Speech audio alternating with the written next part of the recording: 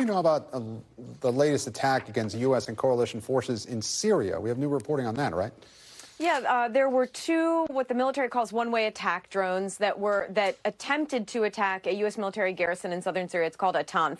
It's right down by the border with Jordan. Both of them were knocked out of the sky, shot down by some of the base defenses. But this is follows in a long line of these kinds of attacks that we've seen happen in Iraq, in Syria, and even out in the Red Sea since last Wednesday. Attacks on Anbar in western Iraq, another one on Atanf up in Erbil, at Baghdad. And then the one that's really striking to me, Gabe, is the USS Kearney, a USS warship that was in the northern Red Sea, had to shoot down a number of drones that the U.S. military says were fired by the Houthis in Yemen and potentially heading towards Israel. That is at least 4 land attack cruise missiles and more than a dozen drones that were shot down. So this has been a real uptick in this kind of activity. We haven't really seen this level of activity by these Iranian-backed proxy groups in Iraq and in Syria since earlier this year.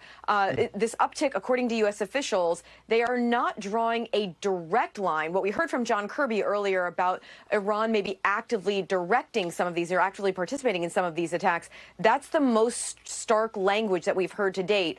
Others have pointed to the historical ties between Iran and some of these proxy groups, with the Iranians training them, arming them, and funding many of these groups, Gabe. And you mentioned, you were listing off all those attacks, and you hadn't seen that type of activity since earlier this year. But historically, how unusual is this type of activity?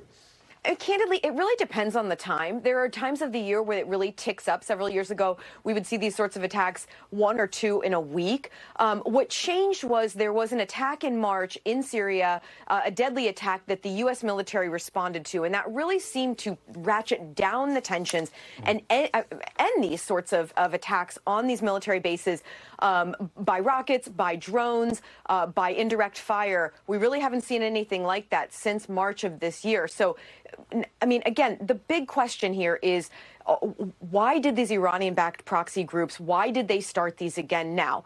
Everyone that we talk to says, of course, there must be some sort of a tie to what's happening in Israel, what's happening in Gaza, that Iran frequently, historically tries to exploit these sorts of unstable situations, chaos in the region, to create more chaos.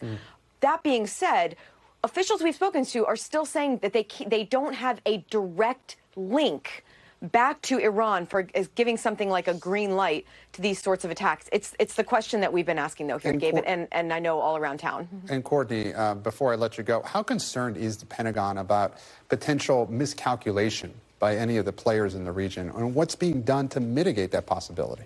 So, I mean, that's really the big concern here. So look at some of these attacks that we've had. One of the drones at Atanf last week that was not shot down, it did target the base and attacked it successfully. Several U.S. personnel were injured. They were minor lacerations.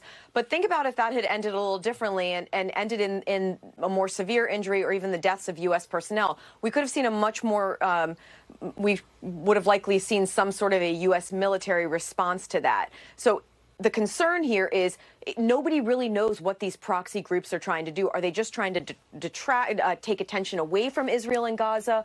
Are they just trying to sow chaos? We don't really know the answer to that. But if one of these attacks is successful, it could have a very different outcome than what we've seen so far, Gabe. Thanks for watching. Stay updated about breaking news and top stories on the NBC News app or follow us on social media.